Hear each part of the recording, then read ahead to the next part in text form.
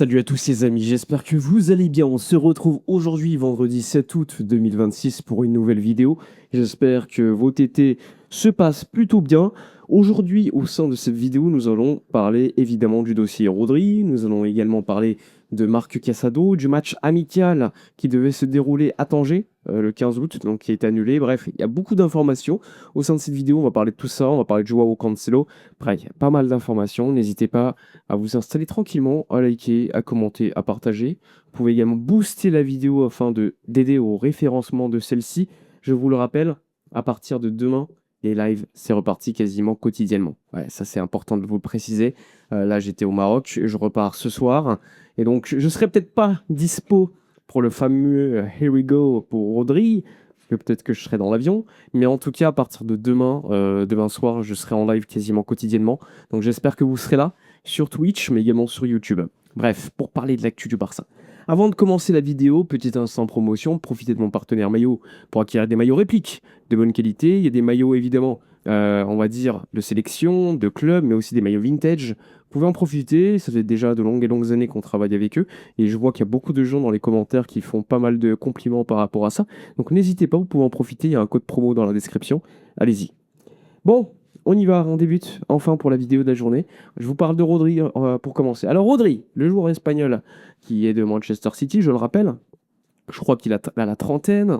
Comme vous le savez, le FC Barcelone a lancé son attaque pour Rodri lors des derniers jours. Je vous avais expliqué que la réunion, enfin les fameuses réunions de déco, je vais parler que c'était pas que pour Julián Alvarez, rappelez-vous.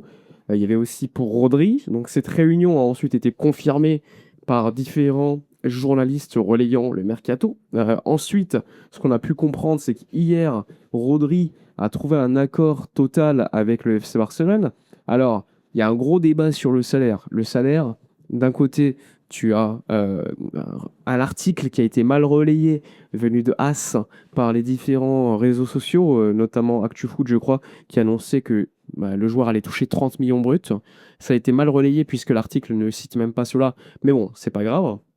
Moi, ce que j'ai eu comme information, comme vous le savez, c'était que le Barça allait le rémunérer à hauteur de 16 millions d'euros bruts, plus bonus en moyenne. C'est-à-dire que comme c'est attendu que ce soit un contrat de 4 ans, comme vous le savez, le joueur, dans 4 ans, il aura quasiment 33-34 ans, forcément. Donc peut-être que sa valeur sportive ne sera peut-être plus en adéquation avec sa valeur au niveau du salaire. Et donc le club va le rémunérer d'une certaine manière chaque année ça va augmenter, puis ensuite, la dernière année de contrat, ça va baisser. Et en moyenne, ça fait du 16 millions d'euros brut, plus bonus. C'est important de préciser parce que, comme vous le savez, sur les réseaux sociaux, c'est difficile de voir les bonnes informations quand on est constamment balancé, enfin, et on est constamment face à plein d'informations de différents médias. Parfois, c'est un petit peu mal relayé. Ça peut arriver, ça peut m'arriver moi-même aussi, donc je peux comprendre.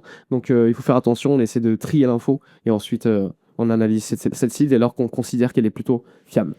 Donc j'en reviens au sujet. Donc Rodri, comme je vous le disais, le salaire, maintenant vous le connaissez. L'accord a été trouvé assez rapidement parce que lorsque je vous l'ai dit, la réunion avec Deco, il y a eu l'offre de ce salaire-là qui a été accepté par Rodri. Alors il y a deux sons de cloche. Il y a le son de cloche qui vient de Riles, qui a quand même balancé le fait que le joueur n'allait pas à Madrid et allait à Barcelone en priorité. C'est quand même, il faut le noter. Moi, perso, ce que j'avais, c'était qu'effectivement, rappelez-vous, les dernières vidéos, je vous en parlais, que le joueur était très intéressé par le Barça, mais qu'il ne priorisait pas le Barça par rapport à Madrid. C'est l'info que j'ai perso. Après, le Real Madrid, vu qu'ils se sont fait un petit peu doubler, maintenant, le son de cloche qui vient peut-être de l'autre côté, c'est de dire qu'il n'a jamais voulu aller à Barcelone, mais plutôt... Enfin, il n'a jamais voulu aller à Madrid, mais plutôt, il s'est joué du Real pour aller au Barça. Ça, franchement... Aucune idée. Moi, je vous dis ce qu'on m'avait dit à ce moment-là, c'est qu'il priorisait effectivement le Real, mais que le Barça ensuite a raflé la Nice parce qu'il y avait un blocage par rapport aux négociations. Alors peut-être que c'est vrai, peut-être que c'est pas vrai, j'en sais rien. Au final, le plus important, c'est que le joueur a décidé de signer au Barça. Aujourd'hui, on est dans une situation assez claire. L'accord a été trouvé avec le joueur. Maintenant, ce qu'il manque, c'est l'accord avec Manchester City. Hier, sur la page souscription, pour ceux qui sont subs sur Twitch, c'est gratuit, je le rappelle, si vous avez un compte Amazon Prime, vous pouvez avoir sur le salon Discord les infos en avance. Hier, aux alentours de 23h minuit, j'ai posté une information en exclusivité où j'expliquais que le Barça et Manchester City, hier déjà, on discutait par rapport aux attentes du prix, puisque Rodri avait donné son accord au Barça. Lors de ces discussions-là, Manchester City a reçu une offre verbale. Je précise, une offre verbale. C'est pas une offre, on va dire, écrite. C'est important de le préciser parce que l'offre écrite, au moment où je vous fais la vidéo, n'est pas encore tombée, mais elle devrait tomber dans la journée. La première offre verbale, elle a été refusée. C'était aux alentours de 45 plus 15 millions d'euros de bonus. Elle a été refusée par Manchester City. Manchester City a fait une contre-proposition en disant nos attentes, c'est tel et tel montant.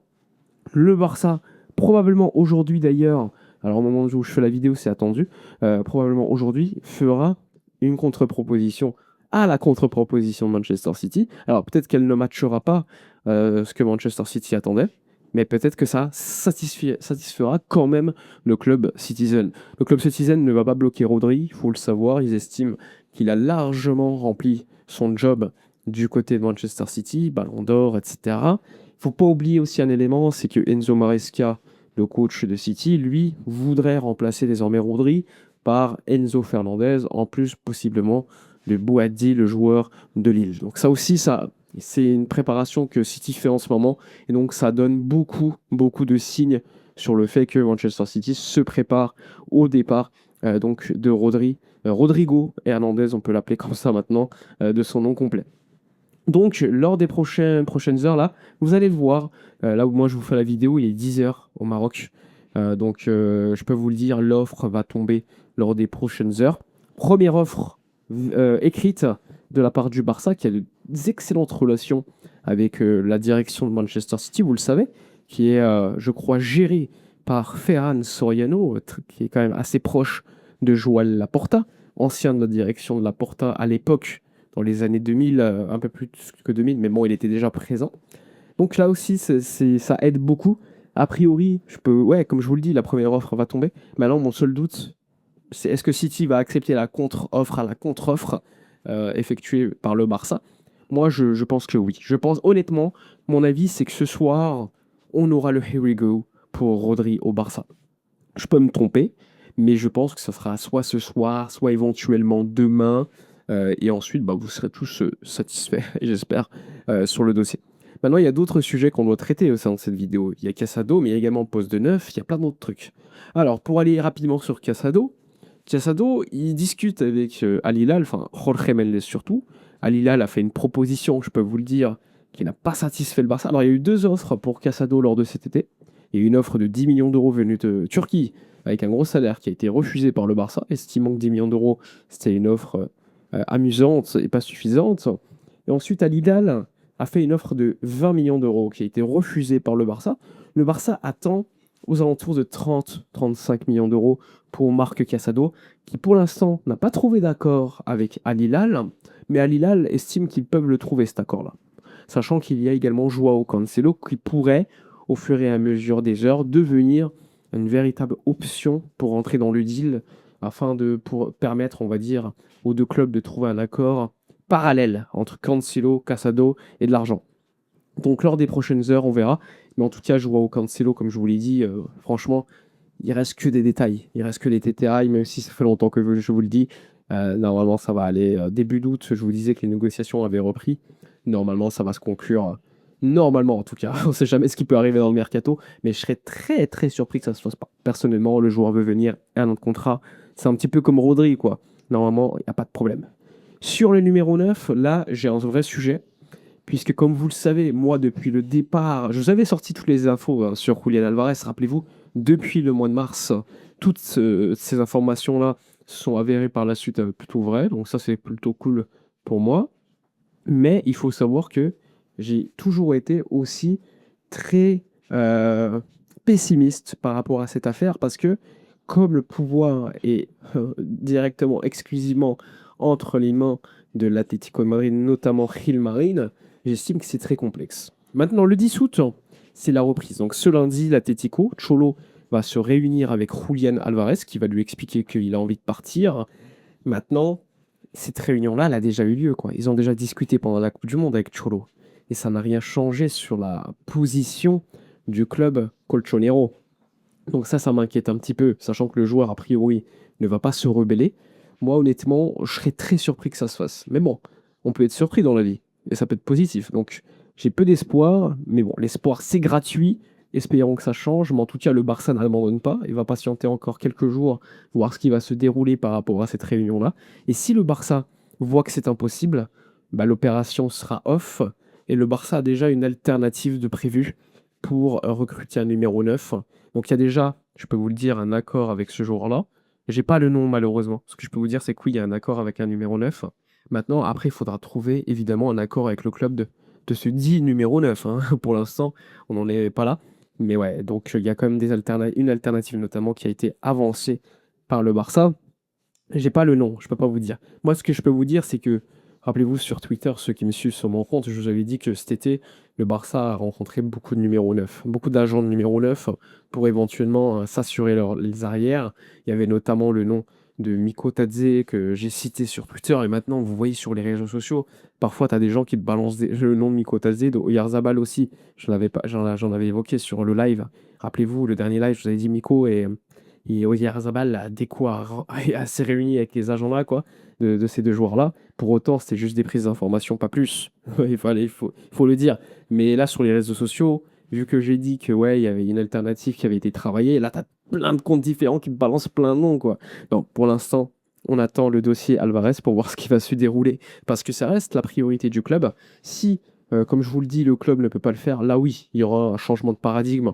Et clairement, le Barça ira sur un autre joueur, un autre numéro 9 pour renforcer ce poste qui est quand même la volonté ultime de Flick, hein, je le rappelle. En termes de fair play financier, on me dit beaucoup, ouais, mais si tu prends Rodri qui coûte cher en termes de fair play, est-ce que tu peux faire un numéro 9? Alors, pour ceux qui ont peut-être manqué toutes mes vidéos au début de l'été, j'avais dit qu'avec les départs de Fati, de Robert, etc., la baisse de salaire de Christensen, bref, je vous avais dit qu'on avait allé aux alentours de 70 millions d'euros de fair play de dispo aujourd'hui, qui aurait pu être largement utilisé pour le dossier Alvarez. Si tu fais Rodri, allez, si tu lui donnes 20 bruts, allez, on va dire, arrondir 20 bruts plus l'amortissement annuel, on parle d'un contrat de 4 ans, si tu le dis de la 60, ça fait aller aux alentours de 12, 13, même un peu plus, peut-être 14 millions d'euros sur 4, ça fait, ouais, je me trompe un petit peu là, je fais le calcul en live, mais pour vous dire, ouais, ça peut aller monter à environ 35 millions d'euros de fair play pour Rodri. Bah derrière, il te reste aux alentours de 30-35 millions d'euros de fair play pour recruter, sachant que tu n'as pas encore eu le départ de Casado, tu n'as pas encore eu le départ éventuel de Ferral, qui lui peut te donner quasiment 50 millions d'euros de fair play. Franchement, niveau fair play financier, cet été, le Barça a de la marge. Donc c'est pas un sujet pour moi, même si je peux comprendre que certaines personnes qui ne connaissent pas le quotidien du Barça puissent évoquer le sujet. Il y a aussi le fait que le Barça vend des joueurs qui rapportent un petit peu d'argent, ça compte, ça aussi, parce que d'économiser aussi du salaire, même si c'est rien, comme Geoffrey Torrens qui va partir à l'Ajax. Le Barça va recevoir aussi 4,8 millions d'euros pour Yann Virgili. Bon, 4,8 c'est rien, ça représente ce que le Barça devait gagner pour le match à Tanger qui a été annulé suite à ce qui s'était passé à Septa Ceuta il y a quelques jours maintenant. Donc pour des raisons de sécurité, le Barça a décidé d'annuler ce match. Et finalement, a priori, le match que le Barça jouera le 15-16 août, ça devrait être contre le SC Bâle, un club très important dans l'histoire du Barça, comme vous le savez, puisque le créateur du SC Barcelone, Gamper, Hans Gamper, eh bien, a choisi les couleurs blaugrana parce qu'il était suisse et venait de Bâle. Donc ça aussi, c'est un coup d'œil pour l'histoire. Et donc le match du 16 août, ça devrait se dérouler contre cette équipe suisse qui, pour moi, est une équipe, enfin quand j'étais petit, parce que j'habitais très proche de la frontière suisse, on avait les chaînes suisses, petite anecdote hein, comme ça, je regardais beaucoup le FC Bâle à l'époque, des frères Degen, je crois, il y avait également Delgado, enfin franchement c'est les années 2000, pour les Suisses qui me suivent sur la vidéo, là, s'ils sont encore là, franchement, c'était des grands, grands souvenirs, hein. Il faut se rappeler aussi que posteriori, il y avait Salah qui avait joué là-bas, Rakitic, il y a quand même eu des sacrés joueurs. Mais bon, bref, ça c'est autre chose. Voilà, j'espère que la vidéo vous aura plu. On a fait largement le tour des informations. Beaucoup, beaucoup de choses à dire aujourd'hui. Soyez prêts sur les notifs parce que ça peut dégainer à tout moment la première offre et ça peut être assez rapidement le here we go pour Rodri Hernandez du côté du Barça. Voilà pour le mercato aujourd'hui. N'hésitez pas dans l'espace commentaire à booster likez, commentez, partagez. Vous pouvez également me follow, souscrire la vidéo, enfin souscrire à la page Twitter ou encore Twitch pour devenir sub. C'est gratuit avec Amazon Prime et vous avez des informations en avance. Et vous pouvez également rejoindre la chaîne, ça fait plaisir, c'est un soutien considérable pour moi et c'est exceptionnel. Merci, passez une bonne journée et à la prochaine. Ciao.